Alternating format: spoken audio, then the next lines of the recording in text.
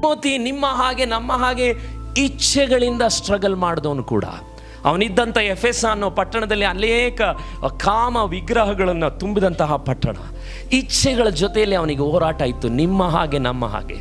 ಅವನೊಬ್ಬ ಯುವಕ, Young pastor. ಆದರೆ ಅವನ ವಿಷಯದಲ್ಲಿ ಅವಾಗ ಅವನು ಬೇಸತ್ತು ಹೋಗ್ಬಿಡ್ತಿದ್ದ. ಯಾಕೆ 2 ತಿಮೋತಿಯನ್ನು ನಾನು ಓದ್ತೇನೆ ಅಂದರೆ, ಅನೇಕ ಸಾರಿ ನಾನು ನನ್ನ ಯೌವನ ಕಾಲದಲ್ಲಿ ನಾನು ಅನೇಕ ವರ್ಷ ತಾಳ್ಮೆಯಿಂದ ನಿಮ್ಮ ಹತ್ರ ಹೇಳ್ತೀನಿ, ಅನೇಕ ವರ್ಷ ನಾನು ಪಾಸ್ಟರ್ ಆಗೋಕ್ಕೆ ಹೆದರಿದೆ. ಯಾಕೆ ಹೆದರಿದೆ ಅಂದರೆ, ಮೊದಲನೇ ಕಾರ್ಯನೇ ನಾನು ನಿಜವಾಗಲೂ ನಂಬಿಗಸ್ತನಾಗಿರ್ತೀನ. ಆ ಭಯದಿಂದನೇ ನನಗೆ ಎಷ್ಟೋ ಜನ ಪ್ರವಾದನೆ ಹೇಳಿದ್ರು ಕೂಡ ನಾನು ಪಾಸ್ಟರ್ ಆಗಲಿಲ್ಲ.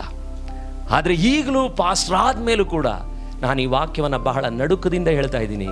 ಆ ಹೋರಾಟವನ್ನು ಮಾಡ್ತಾ ಮಾಡ್ತಾ ಮಾಡ್ತಾ ಅದು ನಂಬಿಕೆಯ ಹೋರಾಟ. ಆದರೆ ನನಗೊಂದು ಪ್ರವಾದನೆ ಇದೆ, ಅದು ನನ್ನ ಜೀವನದಲ್ಲಿ ನೆರವೇರಬೇಕಾಗಿದೆ.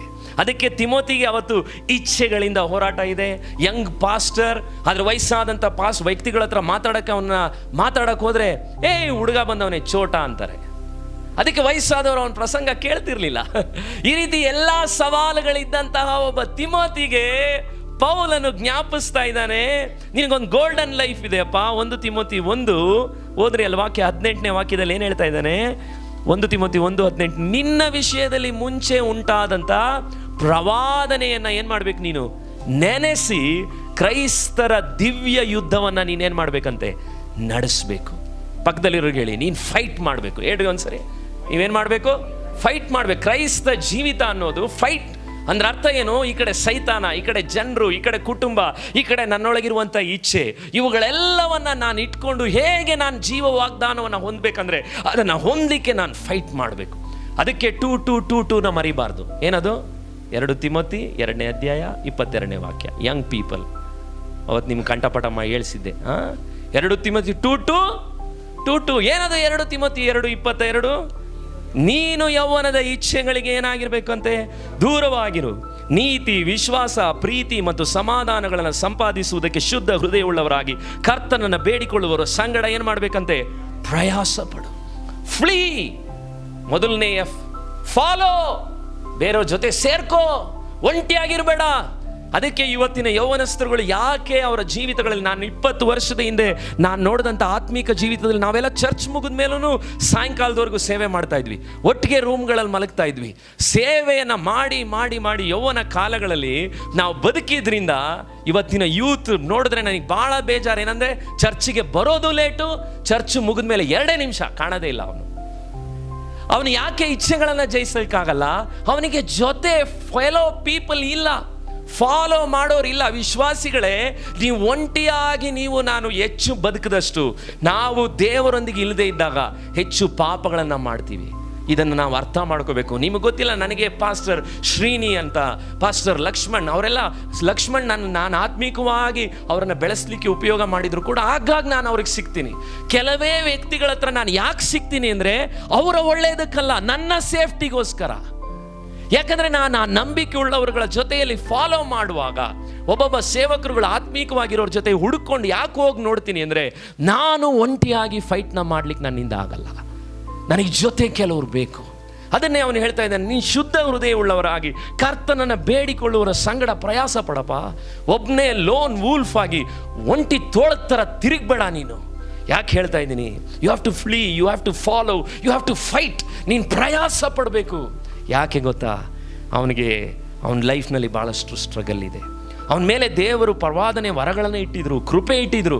ಚರ್ಚ್ನಲ್ಲಿರುವಂಥ ನಿಮಗೂ ನಮಗೆಲ್ಲರಿಗೂ ಮೇಲೂ ದೇವರು ಒಂದೊಂದು ಕೃಪೆ ಇಟ್ಟಿದ್ದಾನೆ. ಆದರೆ ಅದೇನಾಗಿದೆ ಗೊತ್ತಾ? ಪಕ್ಕದಲ್ಲಿರೋರ್ಗೆ ಹೇಳಿ, ಬೂದಿ ಮುಚ್ಚಿದ ಕೆಂಡ ಆಗಿದೆ. ಏನು ಮಾಡಬೇಕು? 2 ತಿಮೋತಿ 1ನೇ ಅಧ್ಯಾಯ 7ನೇ-6ನೇ ವಾಕ್ಯದಲ್ಲಿ ಹೇಳ್ತಾನೆ, ನಿನ್ನ ತಲೆಯ ಮೇಲೆ ಹಸ್ತವನ್ನಿಟ್ಟದ್ದರ ಮೂಲಕ. 2 ತಿಮೋತಿ 1:6ರಲ್ಲಿ, ನಿನಗೆ ದೊರಕಿದ ದೇವರ ಕೃಪಾವರವು ಪ್ರಜ್ವಲಿಸುವಂತೆ. ಹೇಳ್ರಿ ಒಂದ್ಸರಿ ಎಲ್ಲರೂ, ಏನೋ ಪ್ರಜ್ವಲಿಸುವಂತೆ. ಹೇಳ್ರಿ ಒಂದ್ಸರಿ, ಪ್ರಜ್ವಲಿಸುವಂತೆ. ಹೇಗೆ ಕೆಂಡ ಒಳಗಡೆ ಇದೆಯೋ ಅದನ್ನು ಬೂದಿ ಮುಚ್ಚಿದ್ರೆ ಆ ಬೂದಿನ ತೆಗೆದು ಆಚೆ ತರಬೇಕು ನೀನು. ಅದು ಹಾಡೋ ಕೃಪೆನೋ, ಪ್ರಸಂಗ ಮಾಡೋ ಕೃಪೆನೋ, ವಾಕ್ಯ ಹೇಳೋ ಕೃಪೆನೋ, ಯಾರನ್ನಾದರೂ ಮೀಟ್ ಮಾಡೋದು, ಯಾರಿಗಾದರೂ ಒಂದು ಒಳ್ಳೆ ಮಾತು ಹೇಳೋದು, ಆ ವರಗಳು ನಿಮಗೆ ಕೊಟ್ಟಿದ್ರೆ ಅದನ್ನು ನೀವು ಪ್ರಜ್ವಲಿಸಿ ಆಚೆ ಬಿಡಬೇಕು. ಬರೀ ಮೈಕ್ ಭಾನುವಾರ ಸಿಗಬೇಕು ಅನ್ನೋದನ್ನಲ್ಲ ಇದು. ಒಂದು ವೇಳೆ ನಿಮ್ಮಲ್ಲಿ ಕೆಲವರಿಗೆ ಆ ಕೃಪಾವರ ಇದ್ದರೆ ನನಗೆ ತಿಳಿಸ್ರಿ, ಪ್ರಜ್ವಲಿಸಿ ಬಿಡಲಿಕ್ಕೆ ಈ ಸಭೆಯಲ್ಲಿ ಅವಕಾಶ ಇದೆ. ಆದರೆ ಕೆಲವು ದಿವಸಗಳು ನಿಮ್ಮನ್ನು ಪರೀಕ್ಷಿಸಿ ದೇವರಿಗೋಸ್ಕರ ನೀವು ನಿಂತಾಗ ಮಾತ್ರ. ಅದು ನನಗೂ ದೇವರ ಸೇವಕರು ಹೇಳ್ಕೊಟ್ಟಿದೆ. ಯಾಕಂದರೆ ಪೌಲನು ತಿಮೋತಿಗೆ ಹೇಳ್ತಾನೆ, ನೀನು ಹಸ್ತವನ್ನು ಇಟ್ಟು ಯಾರನ್ನು ಬೇಗನೆ ನೇಮಿಸಬೇಡ ಅಂತ ಹೇಳ್ತಾನೆ. ಅವನೊಂದು ಸ್ವಲ್ಪ ವೆಯ್ಟ್ ಮಾಡು ಅಂತ ಹೇಳ್ತಾನೆ. ಆದರೆ ಅವನೊಳಗಡೆ ಇರುವಂತಹ ವರವನ್ನು ಅವನು ಆಚೆ ತರಬೇಕು, ಪ್ರಜ್ವಲಿಸಿ ಬಿಡಬೇಕು. ಇವತ್ತು ದೇವರು ನಿಮಗೇನು ಇಟ್ಟಿದ್ದಾನೆ? ಕೃಪೆ ವರ. ಬೂದಿ ಮುಚ್ಚಿದ ಕೆಂಡವಾಗಿ ಇವತ್ತು ಬೆಳಗ್ಗೆ ನೀವಿದ್ದೀರಾ. ಇವತ್ತು ನಿಮ್ಗೆ ಆ ಫೈಟ್ನ ಯಾಕೆ ನೀವು ಮಾಡೋದನ್ನ ಸೋತು ಹೋಗ್ಬಿಟ್ಟಿದ್ದೀರಾ? ಆ ವರಗಳನ್ನು ಆಚೆ ತರಬೇಕು. ಪೌಲನು ಹೇಳ್ತಾ ಇದ್ದಾನೆ, ತಿಮೋತಿ ಯಾಕೆ ಹಾಗೆ ಹೇಳಲಿಕ್ಕೆ ಕಾರಣ, ಅವರಪ್ಪ ಗ್ರೀಕ್ ಫಾದರ್, ಅವರಪ್ಪ ಗ್ರೀಕ್ನವರೆಲ್ಲ ಬಹಳ ಬಹಳ ಕೋಪಿಸ್ಟ್ರುಗಳು, ಕಠಿಣವಾದಂಥವ್ರು. ಅವನ ತಾಯಿ ಯೆಹೂದ್ಯಳು, ಮಿಕ್ಸ್ ಮ್ಯಾರೇಜ್. ಆದರೆ ನಾನು ಅವ್ರ ಮದುವೆಗೆ ಹೋಗಿಲ್ಲ. ಕೇಳಬೇಡ್ರಿ ಲವ್ ಮ್ಯಾರೇಜಾ ಅಂತ, ನನಗೆ ಗೊತ್ತಿಲ್ಲ. ತಿಮೋತಿ ಮ್ಯಾರೇಜ್ ಆದಾಗ ನನಗೆ ಇನ್ವಿಟೇಷನ್ ಕಾರ್ಡ್ ಯಾರೂ ಕೊಡಲೇ ಇಲ್ಲ.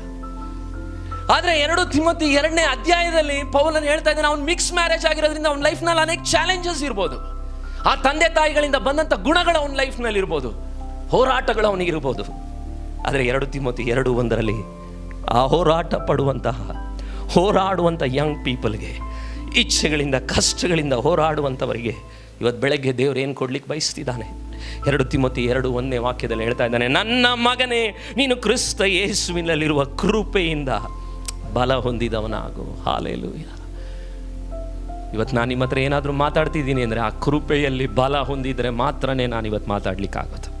ನನ್ನ ಸಾಮರ್ಥ್ಯದಿಂದ ಸಾಧ್ಯ ಇಲ್ಲ.